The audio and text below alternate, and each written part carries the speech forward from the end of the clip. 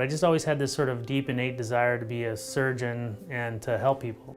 The way I ended up in peripheral nerve surgery, I would have to describe as either a complete coincidence or divine intervention. I finished my year as a trauma surgeon, and then I did my peripheral nerve fellowship. And after about 2 or 3 months of just being exposed to it and seeing how it can change people's lives, I knew I was hooked and that's what I wanted to do.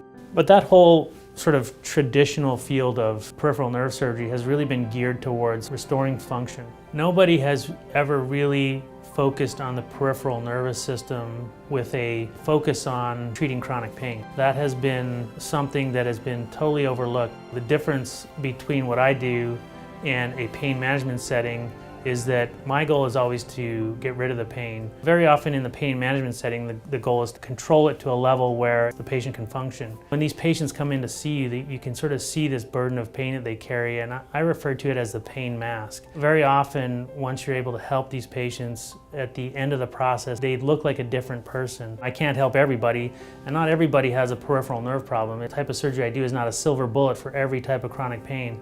But for patients who have a peripheral nerve problem, it's really the only solution that's out there that can really give them excellent relief of their pain.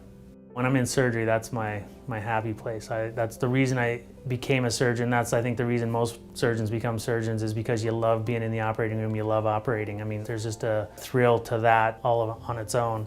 This is still an untapped field of surgery, meaning, all the problems haven't been solved yet. And so that's another thing that I really like. There's still room to push this field forward, new things to be discovered, new pain problems to be solved. When a patient comes up and says to you, hey, I was suicidal and I was, you were my last shot, and you're able to help them, that's, it's hard to put into words the gratification that you get from that. What can you do where every day you can come home and say, I did my best to help somebody? It's really a pure form of just, you can really look at yourself in the mirror and say, everything I do on a daily basis is geared towards trying to help somebody have a better quality of life.